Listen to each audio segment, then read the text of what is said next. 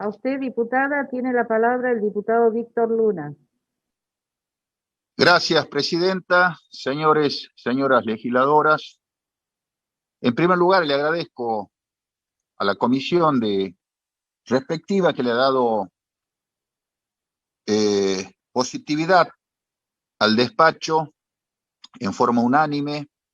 le ha dado tratamiento, un proyecto que había sido presentado el año pasado, previendo sin lugar a dudas que estábamos muy cerca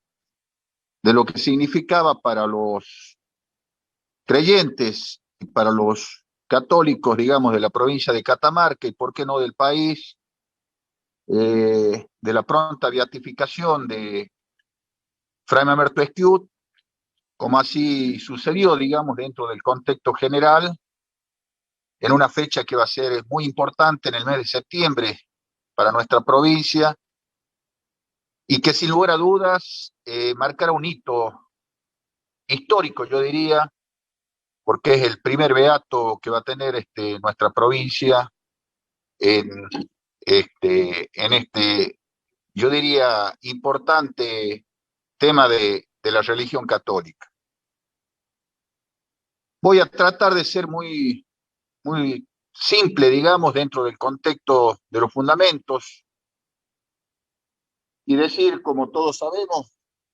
Mamerto de la Ascensión Esquiú, como era su nombre, nació en Piedra Blanca el 11 de mayo de 1826. Su niñez fue bastante complicada desde el punto de vista sanitario. Hasta los 5 años sufrió una enfermedad muy dura, difícil, lo que hizo que su madre convocara, digamos, a la creencia que ellos tenían religiosa, le hizo una promesa de vestirlo con el hábito franciscano si es que se curaba, digamos, de dicha enfermedad, y así sucedió, ¿no? Mamerto comenzó a usar ese hábito franciscano desde los 5 años hasta prácticamente, o mejor dicho, hasta su muerte, que fue allá en el paraje El Suncho, departamento de La Paz. Fue una infancia dura, difícil, proviene de una familia humilde, yo diría casi con las necesidades básicas satisfechas dentro de lo que se podía, con una madre oriunda de nuestra provincia de Catamarca, del departamento Fray Mamerto Esquiú, y un padre inmigrante que había venido de España y que por supuesto trataba por todos los medios de inculcarle, no tan solo darle lo necesario, sino también fundamentalmente valores cristianos por sobre todas las cosas. Y en ese sentido, a los 10 años, Mamerto es puesto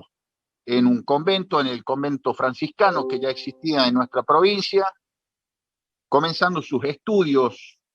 no tan solo religiosos, sino también por sobre todas las cosas, sus estudios que lo llevarían a ser un hombre que indudablemente marcó una época, no tan solo en Catamarca, en nuestro país, sino también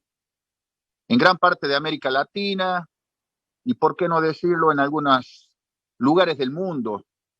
con su prédica, con su conocimiento de teología, con su profesorado en las universidades en Bolivia, en Tarija y en Sucre, referido a lo que es nada más y nada menos que la teología y por sobre toda la cosa a la oratoria, donde se destacaba como profesor. Fue convocado en numerosas oportunidades, estuvo exiliado 5 años en Tarija y 5 años en Sucre. Luego fue convocado para ocupar el arzobispado de la ciudad de Buenos Aires, lo cual se negó rotundamente porque no había paz, digamos, dentro del espectro de nuestra Argentina. Él consideraba que la guerra civil desatada en esos años no merecían que él estuviese ocupando ese digno lugar, porque no estaba de acuerdo bajo ningún punto de vista con lo que eso estaba sucediendo. Por lo tanto, no tan solo se negó a ocupar el cargo, sino también se fue 1 año y medio a recorrer los inicios, yo diría, de lo que significa la religión católica. Esto es Tierra Santa, donde predicó durante ese año. Después estuvo en el Vaticano mismo, reunido con el Papa, y después regresó a nuestra patria. En nuestra patria comenzó también a ser un elocuente con facetas diversas, no tan solo un religioso prestigioso, sino también algunas cuestiones políticas. El recuerdo y el conocimiento de todos, el orador de la Constitución Nacional, en ese gran sermón dado en nuestra catedral de la ciudad capital de Catamarca. Fue también diputado provincial en la primera, digamos, dentro del esquema general de lo que significó el poder legislativo de nuestra provincia, y por sobre todas las cosas recorrió humildemente todo lo que significaba, señora presidenta, a las personas con necesidades físicas, necesidades materiales, llevando la voz de su religión y también el acompañamiento con cuestiones a veces hasta materiales para los que más necesitaban. Después de tanto insistir, aceptó ser obispo de la ciudad de Córdoba. Allá fue en el año 1880, un 16 de enero, fue proclamado obispo de Córdoba. También ahí dejó una huella imborrable en cuanto a lo que significó sus sermones, sus homilías a lo largo y ancho de la provincia, donde recorría dando todo lo que significa la atención, no tan solo a las personas que lo necesitaban, sino también en hospitales, en cárceles, y en cuanto se lo requería, ahí estaba Mamerto, el obispo de Córdoba, ya dejando su impronta y dejando su presencia por sobre todas las cosas. Comenzó lamentablemente una suerte de enfermedad en su cuerpo, una enfermedad que lo tenía mal traer, problemas que se dicen los escribas que se debía a algunos inconvenientes pulmonares, problemas con muchas cuestiones referidas a una tos constante en algunos momentos, y lo mismo siguió él con su prédica y su llegada, como decía al comienzo, a los más necesitados. Y un 28 de diciembre del año 1882 surge unos inconvenientes en la ciudad de La Rioja. En esos momentos los cementerios de la República Argentina estaban en manos de la Iglesia Católica, eran los que administraban estas cuestiones relacionadas con la muerte de las personas, el sepultamiento y después, por supuesto, todo lo que significaba la administración posterior y futura de esos lugares. Y en La Rioja el gobierno provincial quiso apoderarse del cementerio local, digamos, el más importante que había ahí, y todas las cuestiones epistolares de Mamerto, del obispo de Córdoba, no se pudo zanjar. Y él decidió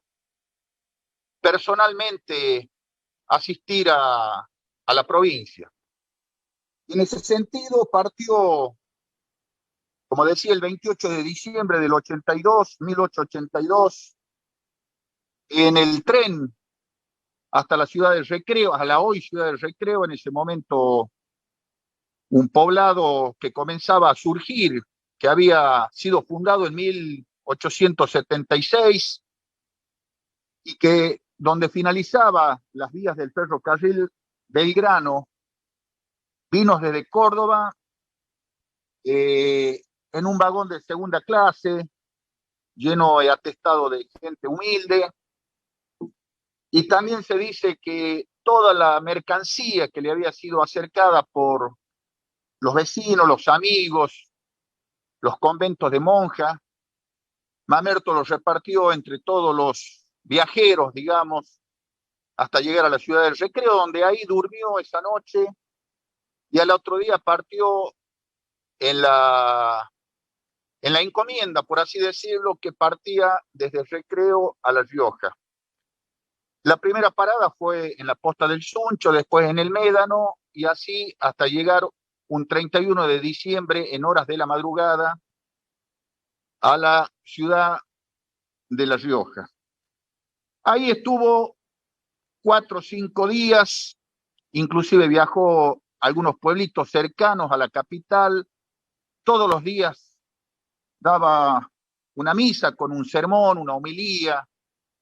que lo caracterizaba con su dialéctica, fundamentalmente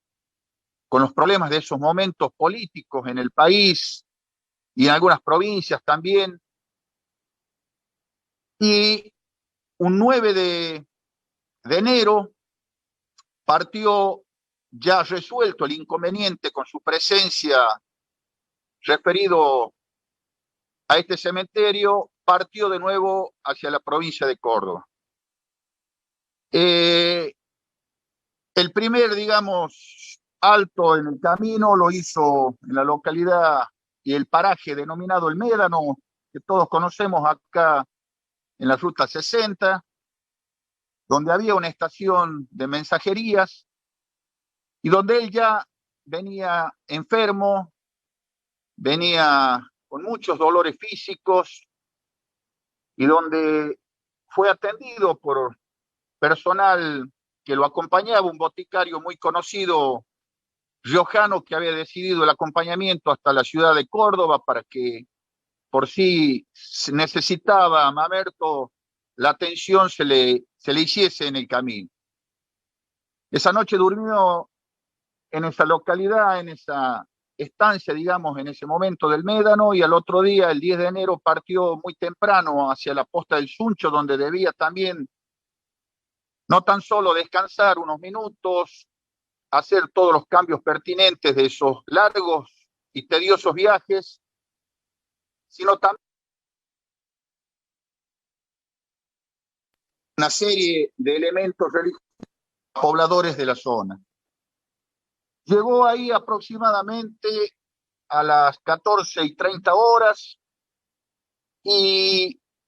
muy mal de salud, donde ni siquiera pudo bajarse del carruaje y donde impartió algunas comuniones a pobladores y a niños que estaban presentes y donde se comenzó a sentir absolutamente ya mal. Fue bajado por sus acompañantes de la diligencia y los dueños de casa, la familia Santillán, recostado en un humilde catre de campaña, digamos así. Se le dio algunos elementos como para tratar de zafar, digamos, de lo que significaba no tan solo las dolencias físicas, sino el clima. Un 10 de enero de enero con temperaturas superiores a 45, 48 grados, todo lo que eso significaba para el físico y el cuerpo de Mamerto. Y a las 3 de la tarde, por esas cuestiones de lo que marca, digamos, el reloj biológico, dejó de existir en esa humilde posta denominada El Suncho, ubicada a 4 kilómetros de la localidad de Esquiú. Ahí estuvo hasta en horas de la tarde, donde fue trasladado a la ciudad del Recreo, y después llevado a la ciudad de Córdoba por el ferrocarril que había sido puesto a disposición, que había puesto a disposición el gobierno de Córdoba especial para su traslado. Y a partir de ese momento, señora presidenta, la Posta El Suncho pasó a ser un lugar histórico. Así como Piedra Blanca, San José, la humilde vivienda que hoy está siendo cuidada, siendo protegida por el gobierno de la provincia, por el municipio local, el Suncho, donde él pasa a otra vida, digamos, también comenzó a ser protegido ese lugar. Los que la conocen saben que es media hectárea o cuarto de hectárea, para ser más exacto, donde se le hizo una pirca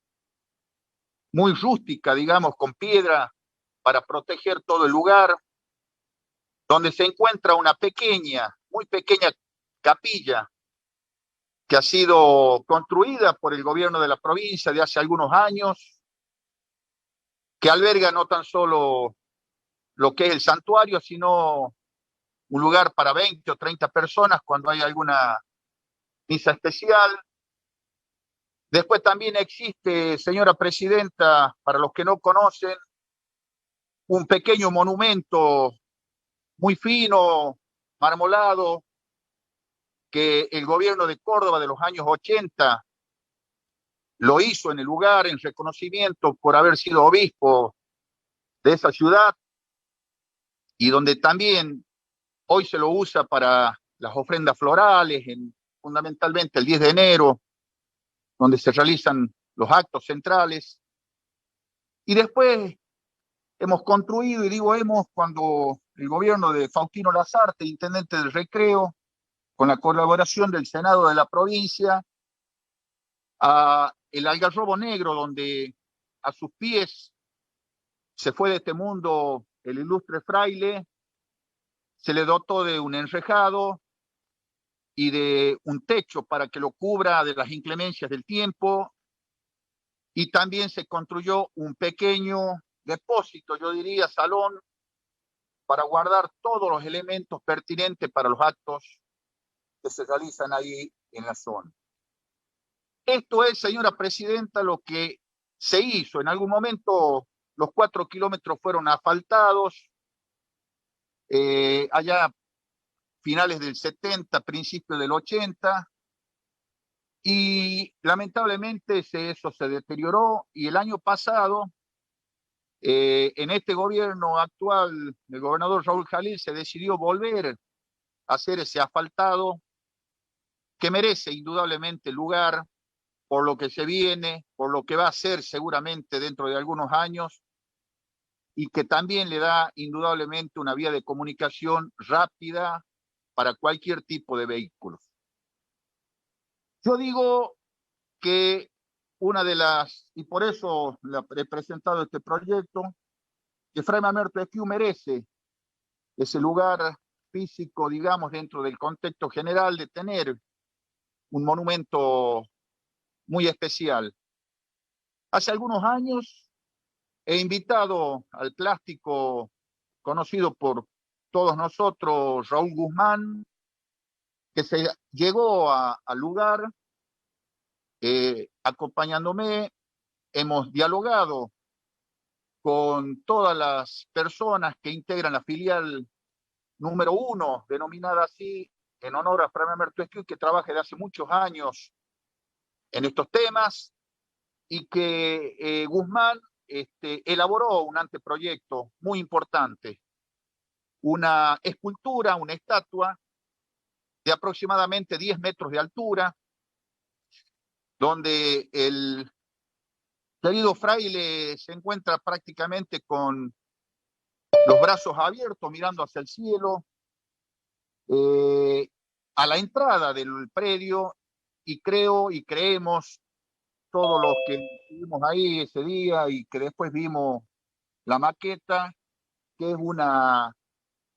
singular y muy importante estatua, digamos, dentro del contexto de lo que significa Fray Mamerto Esquiú. También ahí con Raúl Guzmán, señora presidenta, legisladores, hemos observado con mucha sorpresa y gratificante sorpresa que unas hermanas que lamentablemente queda una sola de apellido Ávila, que son nietas de los dueños de casa donde la posta, el Suncho, tuvo el fallecimiento del fraile, tienen en su poder 4 o 5 elementos que yo diría casi son históricos y que, ¿por qué no se podría montar en el lugar el día de mañana un pequeño museo? Una de ellas es la sábana que le pusieron a ese catre de campaña para recostarlo al fraile. La otra es un mate rústico con la bombilla